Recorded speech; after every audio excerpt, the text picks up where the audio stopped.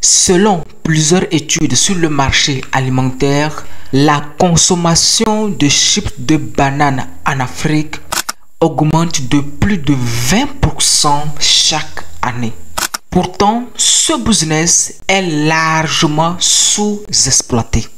Si tu veux savoir comment transformer des bananes à une véritable machine à cash, je t'invite à me suivre jusqu'à la fin.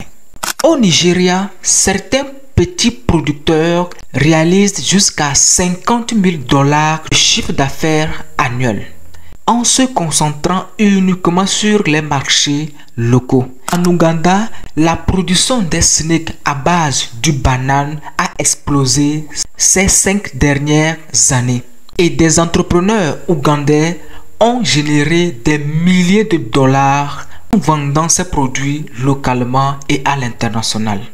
Pourquoi les chips de banane est rentable en Afrique? Le premier point, c'est que le coût de production est très faible. En Afrique de l'Ouest, par exemple, on peut trouver les bananes vertes tout au long de l'année.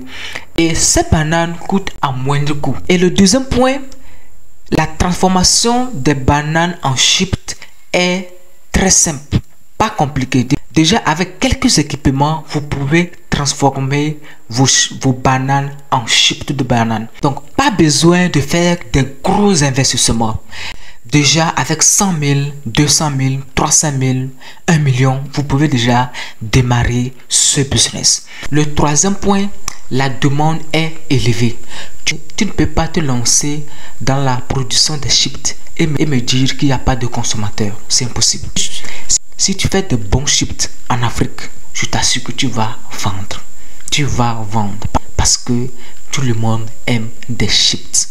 Surtout que c'est fait localement. Si tu te lances dans ce business, je t'assure que tu vas te faire de l'argent. Alors, comment démarrer ton business de chips? La première étape, c'est de trouver un bon fournisseur de bananes. Où est-ce que tu peux trouver un bon fournisseur, surtout en Afrique? Privilégier les fermiers locaux. C'est-à-dire que tu iras dans des fermes et tu vas chercher des fournisseurs locaux. Parce que eux vendent à moindre coût.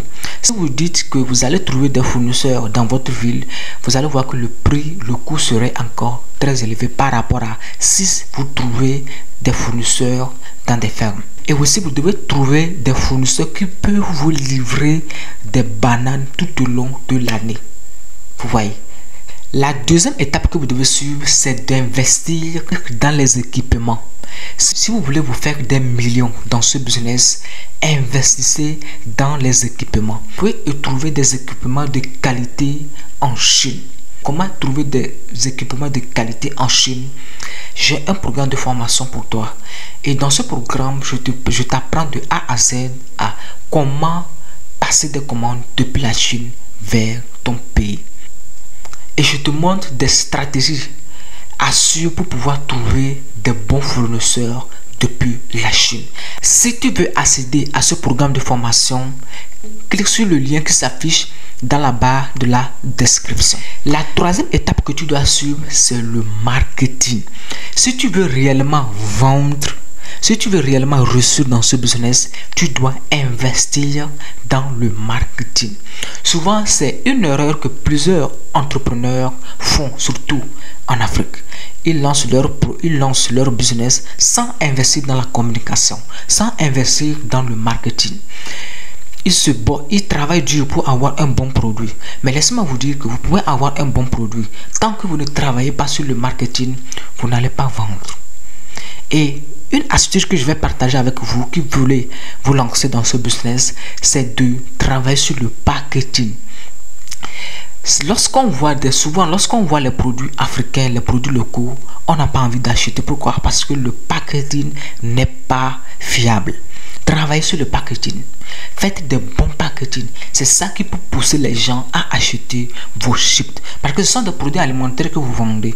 Et les produits alimentaires doivent être présentables, doivent attirer les gens à acheter vos chips. Si vous ne donnez pas la visibilité à votre produit, les gens ne verront pas votre produit. Et quoi? La conséquence, c'est que vous n'aurez pas de vente. Donc, si tu veux que je te donne plus de détails sur le plan d'affaires, comment t'y prendre, comment trouver des fournisseurs et tout, écris tout juste oui en commentaire et je ferai une vidéo où je vais t'expliquer de long à large à comment est-ce que tu peux trouver des fournisseurs locaux, comment est-ce que tu peux trouver, comment est-ce que tu peux communiquer sur ce besoin de faire de l'argent. Mais avant tout, like cette vidéo, abonne-toi et partage à tes amis.